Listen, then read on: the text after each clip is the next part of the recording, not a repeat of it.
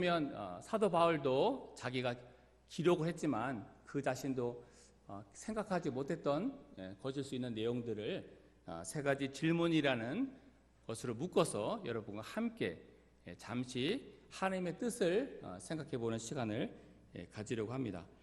우리가 읽은 요한복음 21장을 우리가 함께 읽었지만 이 내용을 이해를 하려면 우리가 이제 첫 번째 장 1장을 조금 잠깐 살펴보아야 합니다. 그래서 여러분이 성경을 갖고 계시면 잠시 1장으로 우리가 돌아가 보도록 하겠습니다. 여러분이 잠시 1장으로 돌아가 보도록 하겠습니다. 여러분 이제 요한복음 1장에 보면 여러 가지 사건들이 기록이 되어 있는데 근데 우리가 잠시 살펴볼 내용은 35절부터 맨 끝절까지 52절까지 내용을 여러분이 그냥 눈으로만 한번 잠깐 보시기 바랍니다.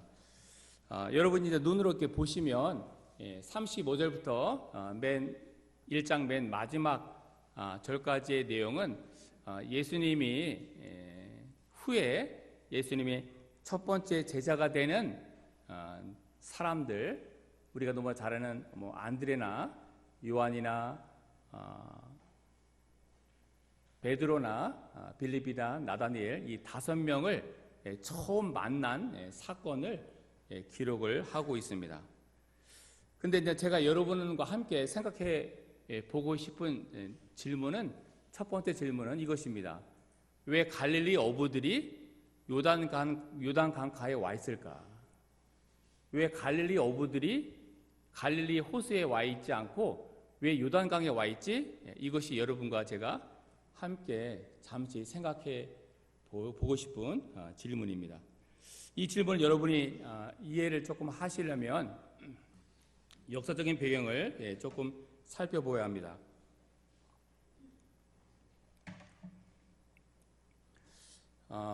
우리가 알듯이 예수님의 제자들은 거의 대부분이 다 어부들이었습니다. 어부들이었고 그 당시 갈릴리 주변에 어촌들이 몇 개가 있었는데 그 지역에 다 흩어져 살았죠. 그래서 서로가 서로를 너무나 잘 알고 있는 사이였습니다. 그리고 이 예수님의 제자들은 평균 나이가 보통 20대 중반에서 30대까지죠. 그래서 다 그 당시 평균 나이가 그렇게 높지 않았기 때문에 다 집안의 가장들이었습니다. 자기 가정의 생활을 책임져야 할 이 가장들이 지금 중요한 생계를 내려놓고 요단강가에 내려와 있죠. 우리가 모를 수 있습니다. 무슨 일이 그렇게 급하길래, 무슨 일이 그렇게 간절하길래 이 사람들은 자신의 생업조차 내려놓고 요단강가에 와 있을까? 바로 이제 역사적 사실을 보면 우리가 조금 그 의미를 이해를 할 수 있습니다. 지금 이 세기가 예수님이 이 세기가 1세기 초반인데 예수님이 오시기 전 400년 전에 맨 마지막으로 쓰여진 성경이 말라기서죠. 그리고 말라기서가 400년 전에 쓰였는데 그 이후로 성경이 단 한 권도 쓰여지지 않았습니다. 말라기를 끝으로 하나님이 400년간 침묵을 하셨죠. 왜냐하면 자신의 백성들의 믿음 생활이 너무나 실망스러웠기 때문에, 그렇게 사랑이 많으신 하나님도 어느 순간 실망을 하셨죠. 그리고 그 실망이 침묵으로 나타났습니다. 그래서 400년이라는 긴 시간 동안에 하나님은 선지자들을 단 한 명도 이 땅에 보내지 않았습니다. 바로 이제 그 400년의 침묵 기간 동안에 인간의 역사는 그래도 흘러가서 팔레스타인 땅을 다스리는 지배자들이 순서대로 바뀌기 시작했습니다.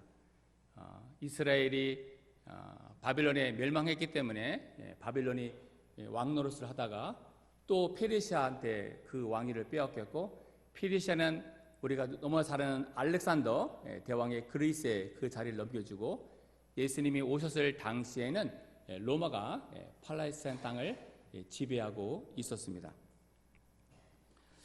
여러분이 역사를 조금 배우면 예수님이 오시기 한 60년쯤 전에 이스라엘의 예루살렘에 아주 참혹한 일이 일어났습니다. 유명한 폼페이, 세계사 책에 나와 있는 폼페이 장군이 로마 군대를 이끌고 와서 예루살렘 성을 공격하는데 그날 하루 동안에 1만 8천 명이 죽었습니다. 그리고 그 폼페이 장군이 지성소까지 신발을 신고 들어갔는데 바로 그날이 해필이면 이스라엘의 속죄일이었습니다. 바로 그 속죄일에 그 지성소가 처참하게 모욕을 당하는 일을 겪었지만 유대인들은 힘이 없었기 때문에 어떻게 할 방법이 없었죠. 굉장히 무기력했습니다. 그 무기력함이 예수님이 오실 그 당시까지도 계속 이어졌죠. 그래서 이 유대인들은 어떻게든 그 상황을 바꾸고 싶었지만 그 상황을 바꿀 도리가 없었죠. 정치 지도자들에게도 믿을 수 없었고, 그 다음에 그나마 가끔씩 독립운동을 하는 사람들이 나타나긴 했지만 그 사람들조차도 믿을 수가 없었습니다. 그들이 목말라지기 시작을 했죠. 그래서 그 우리가 너무 잘 아는 엘리 제사장의 시대처럼 말씀이 굉장히 희귀해지게 되었습니다. 그 당시 유대 땅에는 제사장과 대제사장과 정말로 하나님의 말씀을 너무나 잘 아는 사람들이 넘치고 넘쳤지만 백성들은 목말랐죠. 그것이 그 시대가 주는 아이러니컬한 상황입니다. 그리고 그것은 오늘날의 한국 교회에도 동일하게 일어나고 있는 현상입니다. 목사들과 신학자들은 넘쳐나지만 하나님의 백성들은 목이 마르죠. 그것이 우리가 지금 겪고 있는 현상과 너무나 흡사를 합니다. 바로 여기에 우리의 고민이 있죠. 바로 그 나라를 이끌어 가야 하는 통치자나 성경을 너무나 잘 아는 제사장이나 아니면 성경학자나 고위 관리들이 그 시대가 흘러가는 모습을 보고 목이 말라야 하는데 그 목마름을 누가 느끼고 있냐면 갈릴리 어부들이 느끼고 있습니다. 참 아이러니컬한 일이죠. 가장 똑똑하고 가장 깨어있다고 하는 사람들이 느껴야 될 그 갈증을 어부들이 느끼고 있습니다. 바로 이 당시 백성들의 삶은 굉장히 힘들었습니다. 정치적으로나 경제적으로나 항상 휩쓸렸기 때문에 이 백성들이 선택은 두 가지밖에 없었습니다. 하나는 눈치껏 잘 처신하는 거.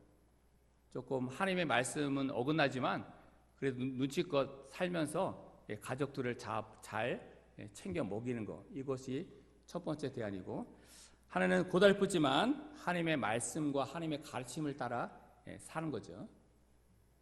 그러나 그 어느 하나도 마음이 편한 것이 없었기 때문에 대부분의 사람들은 양다리를 걸쳤습니다. 그런데 그것이 하나님의 사람에게는 참 쉽지 않은 일이죠. 그래서 깨어있는 사람들은 어디로 갔냐면 요단강으로 달려갔습니다. 희망을 찾아서. 왜냐하면 메시아일지도 모르는 사람이 그곳에서 말씀을 전한다는 얘기를 들었기 때문에 그렇죠. 그것이 바로 침례 요한입니다. 바로 1세기 사람들의 삶은 굉장히 힘들었죠. 안타까운 것은 그 힘듦과 목마름과 힘겨움을 아무도 느끼지 못한다는 것이죠. 가장 약고 가장 비천한 어부들이 그 고민을 떠안고 있습니다. 바로 우리가 생각해야 될 두 번째 질문으로 제가 잠깐 넘어가려고 합니다.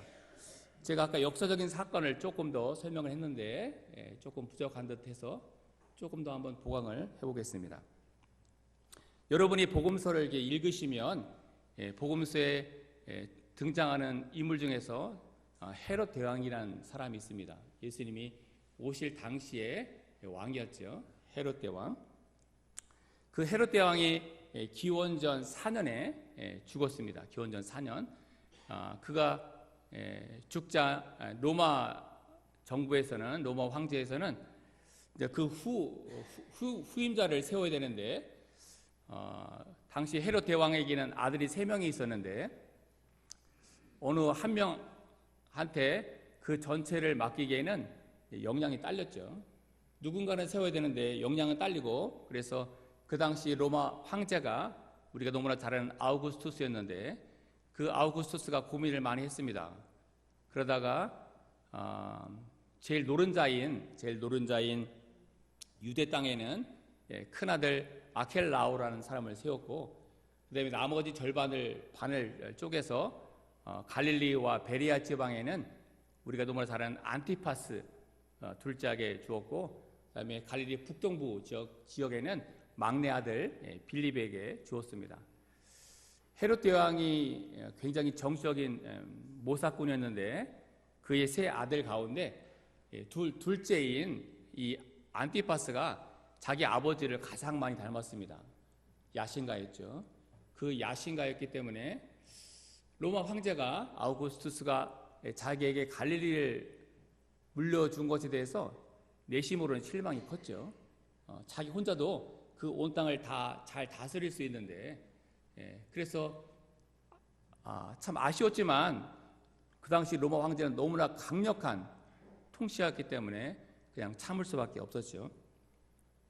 그리고는 한 10년쯤 시간이 흘렀습니다. 10년쯤 AD 14년, 정확하게 10년이 흐른 뒤에 아우구스토 황제가 별세를 합니다. 서거를 했죠. 그리고는 누가 왕이 되었냐면 티베리우스라는 양아들이 제2대 로마 황제가 됩니다. 티베리우스가 로마 황제가 되자 안티파스는 무릎을 탁 쳤죠. 이제 잘하면 로마 황제한테 눈에 잘 들어서 유대 온 땅에 대한 실권을 내가 가질 수 있겠다라는 생각을 했습니다. 그래서 어떻게 하면 그의 눈에 들을까를 고민을 했죠. 그래서 그는 어떤 생각을 했냐면, 갈릴리 수도를 옮길 생각을 했습니다. 그 당시 유대 땅의 수도는 예루살렘이었는데, 갈릴리 땅의 수도는 세포리스라는 작은 도시였습니다. 그 도시가 갈릴리 내륙에 있었는데, 이 안티파스는 어떤 생각을 했냐면, 이 수도를 갈릴리 호수 쪽으로 옮기면 더 많은 세금을 거둘 수 있고, 또 상권도 훨씬 더 넓어진다는 것을 금방 알았습니다. 머리가 좋은 사람이었기 때문에. 그래서 AD 19년쯤 공사를 시작을 해서 AD 24년쯤인가 몇 년 뒤에 신도시를 완성을 했습니다. 그리고는 그 도시 이름을 어떻게 했을까요? 로마 황제의 이름을 따서 붙였습니다. 그것이 티베리아스입니다. 성경에서는 그 티베리아스, 영어 성경에서는 그걸 티베리아스라고 쓰지만 우리가 읽는 한글 성경에서는 그것을 디베라라고 부르죠. 그 당시나 지금이나 신도시는 굉장히 인기가 높습니다. 지금은 문화시설이 활발하지 않지만, 지금은 문화시설이 너무나 일상적이지만, 생각해 보시기 바랍니다. 1세기 때 그 사람들은 무슨 일을 하면서 지루한 하루를 보냈을까? 유대 땅에는 극장이 없었죠. 근데 극장이 들어왔습니다. 시장도 아주 작은 동네 구멍가게 수준이었는데 어마어마한 사이즈의 대형 마트가 들어왔다고 생각해 보시기 바랍니다. 삶이 확연히 달라지죠. 신도시, 예수님이 이 땅에 계셨을 때 1세기 초에 갈릴리 지방에는 한 200개 정도 되는 마을이 있었습니다. 근데 그 마을에서 가장 큰 마을이 가버나움이란 어촌이었는데, 그 촌의 인구가 한 1,700명쯤 살았습니다. 근데 신도시에는 2만 4천 명이 거주했습니다. 14배나 큰 도시가 생겼죠. 그만큼 상권은 활발하게 돌아갔고 사람들은 사는 재미가 넘쳐났죠. 예, 바로 시장과 포럼과 왕궁과 모든 것이 완벽한 도시가 들어왔습니다. 사람들이 더 이상 갈릴리 호수를 갈릴리 호수라고 부르지 않았죠. 디베레 호수라고 불렀습니다. 지금도 우리의 삶과 굉장히 흡사한 거죠. 바로 이런 것들이 우리의 고민입니다. 바로 이런 고민을 사도 요한은 하고 있는 것 같습니다.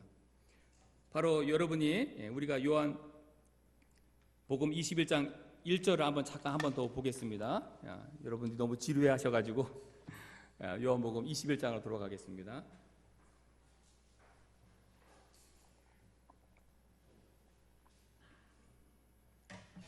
자, 요한복음 21장 1절을 한번 보겠습니다. 1절을 다 같이 보겠습니다. 시작.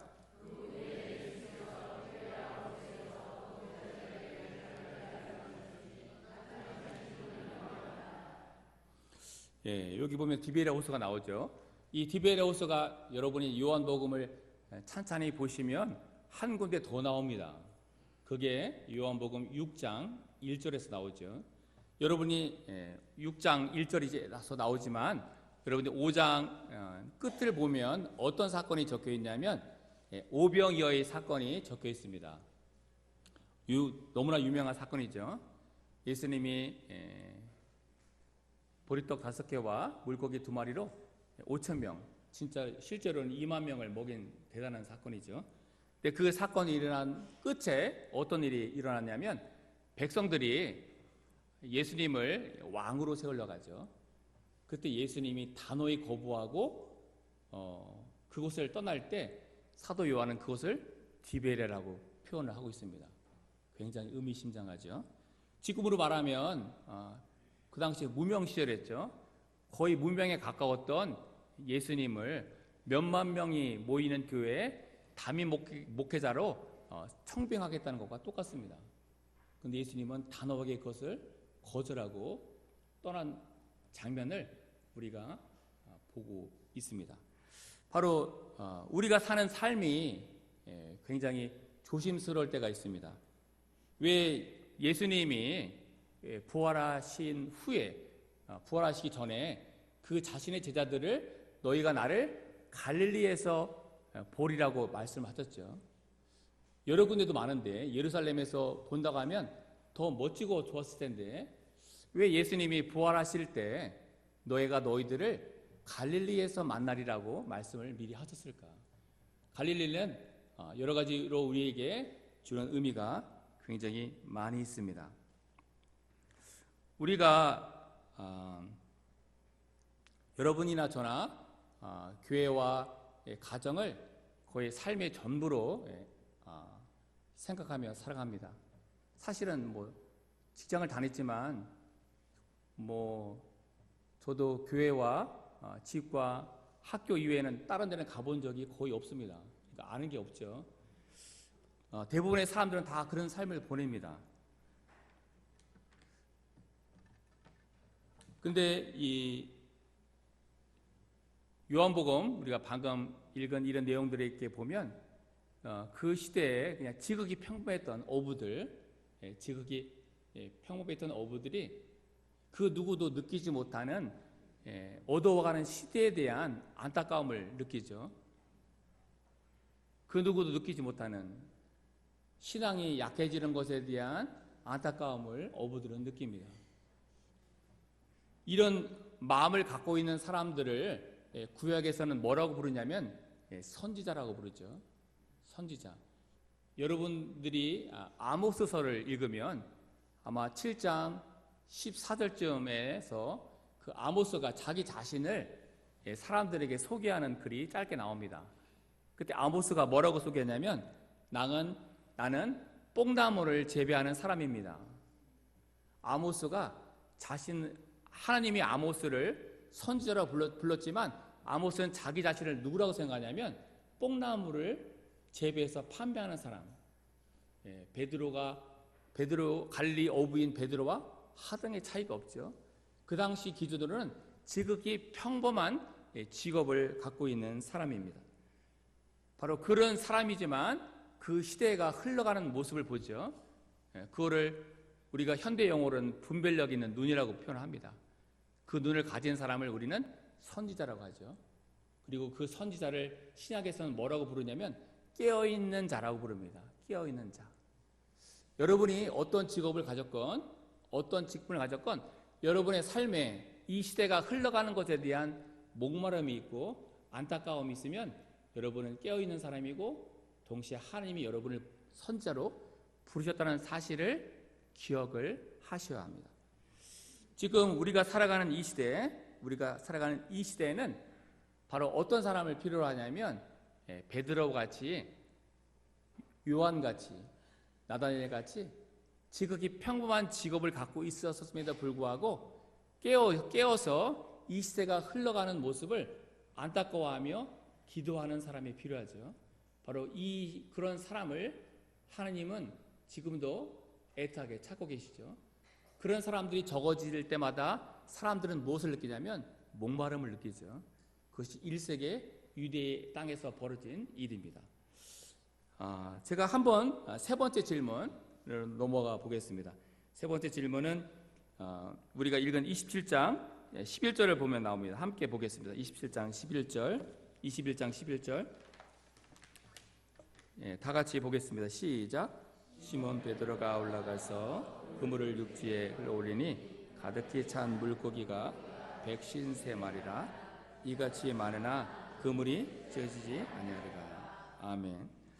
우리가 너무나 잘 아는 말씀이죠. 그 당시 뭐 고기 잡는 기술이 발달한 것도 아닌데 참 이들이 153마리를 잡았습니다. 분명히 성경에서는 우연하게 기록되는 것이 하나도 없죠. 왜냐하면 성령님이 쓰시는 글이기 때문에 그 어떤 글자나 그 어떤 숫자도 다 의미가 있음이 분명합니다. 여기 보면 153마리 우리가 정확한 의미는 알 수 없지만 분명히 너무나 많이 잡혀서 그 사람들이 제자들이 호기심 때문에 그 물고기 숫자를 세어 보았을 수도 있습니다. 그러나 안티파스가 40년간 갈릴리를 통치할 때 그가 가장 열심히 한 것이 세리들을 굉장히 많이 키워놓은 곳입니다. 그래서 갈릴리 호수 주변에는 세리들이 머무는 초소가 있었습니다. 그래서 항상 어부들을 감시하면서 물고기들을 잡아서 오면 바로 달려가서 물고기 숫자를 셌죠. 그래야지 세금을 거둘 수 있으니까. 아마 그럴 가능성도 굉장히 농후합니다. 그만큼 삶이 굉장히 힘겨웠죠. 그러나 제가 여기서 말하고 싶은 것은 바로 그 153마리가 갖고 있는 또 다른 의미입니다. 저도 가끔씩 갈릴리 호수를 영상으로 보거나 사진으로 보죠. 굉장히 넓은 호수임에는 분명합니다. 그 안에 몇만 마리의 물고기가 살고 있는지는 모르죠. 아무도 세어보지 않았으니까. 그러나 적어도 몇십만 마리는 분명히 살고 있다는 것은 우리가 상식적으로 다 압니다. 우리의 인생을 성경에서는 보통 80년으로 계산하는데 그 80년이라는 여러분의 인생을 시간으로 계산하면 그 숫자가 굉장히 확 늘어납니다. 그죠? 여러분의 인생을 시간으로 계산한 여러분의 인생을 갈릴리 호수 속에 있는 물고기라고 생각해 보시기 바랍니다. 그 물고기 가운데 주님의 식탁에 오른 물고기는 153마리밖에 안 됩니다. 여러분의 인생이 아무리 길어도 여러분이 주님을 위해서 드린 시간만이 결국은 여러분에게 소중하게 다가올 것입니다. 153마리 그것이 별거 아닌 것 같아도 여러분의 인생 가운데는 굉장한 소중한 기억입니다.